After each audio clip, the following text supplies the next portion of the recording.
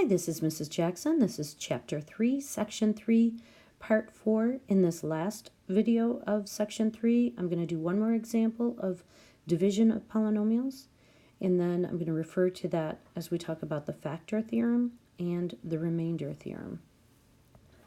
So, I've got a dividend of 2x to the fourth plus x squared. I'm going to have to fit in an x cubed placeholder before I put my x squared down, minus 10x minus 1, and we're going to put that all under our long division symbol, and we're going to divide that with a divisor of x plus 2. Remember, we are just looking at that first term of the dividend and the first term of the divisor. 2x to the fourth divided by x is going to give me 2x cubed, and I'm going to place that right over my x cubed term. Next, we're going to multiply 2x cubed by both of these terms, and I get 2x to the fourth plus 4x cubed, and then I'm going to subtract that from the polynomial above it, and I get my cancellation and a negative 4x cubed.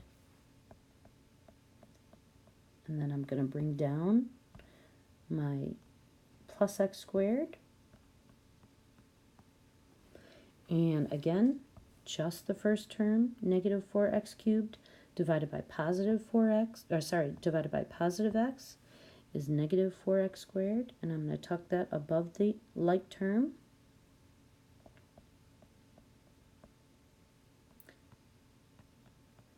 And then I'm going to subtract that from the polynomial above it. And I get my cancellation here. And I have positive 1x squared minus a negative 8x squared is going to give me 9x squared. And I'm going to bring down my negative 10x. And I'm going to divide that first term by x. And I get positive 9x. Multiply through, and subtract. And I get my cancellation here. Negative 10x minus 18x is going to give me negative 28x. And I'm going to bring down my negative 1. Last step.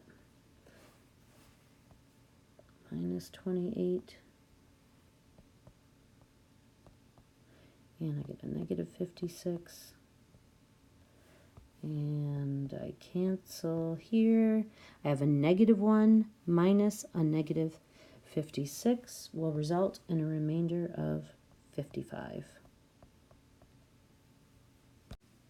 Okay, so we're going to rewrite that dividend. So remember, the dividend equals the divisor times the quotient plus the remainder.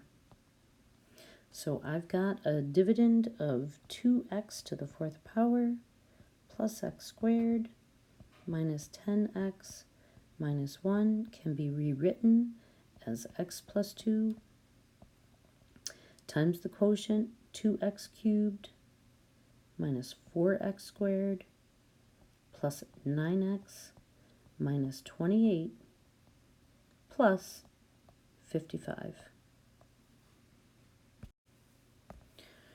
We've kind of already talked about the factor theorem. We just didn't name it, but it is a theorem that if a dividend is evenly divisible by a divisor, in other words, the remainder equals 0, then both the divisor and the quotient are both factors of that dividend. And that's not the case that we have here in our example, since we did have a remainder of 55.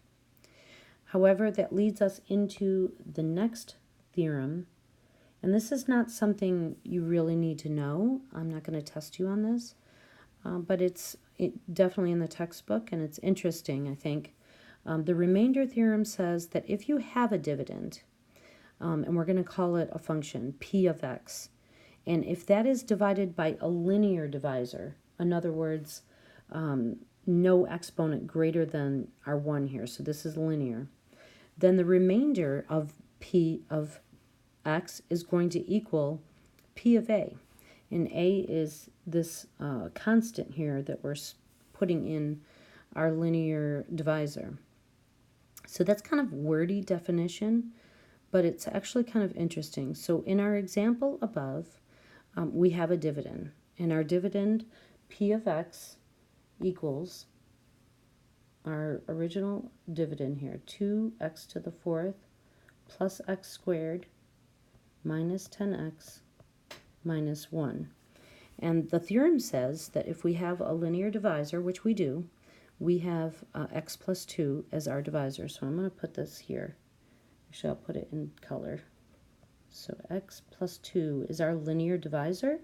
Notice that this linear divisor is written as subtraction. So what we actually have is x minus a negative 2. In other words, our a equals negative 2. Then our theorem states that the remainder is going to be p of a. Okay, and so let's see what that means. So I've got p and our a is negative 2. So I'm going to replace everywhere I see an x with our a equal to negative 2. So I've got this. Everywhere where we see an x, we're evaluating this function, in other words, at x equals negative 2. And so just kind of find out what this is. This is, we have to do the exponent first. Negative 2 to the 4th power is 16. Negative 2 squared is 4. And we've got a positive 20 and a negative 1. So we have 32 plus 24 minus 1 is 23. And voila, magic. We get 55, which is exactly what our remainder was. Kind of an interesting little theorem. All right, so this was our last video in this section of dividing polynomials.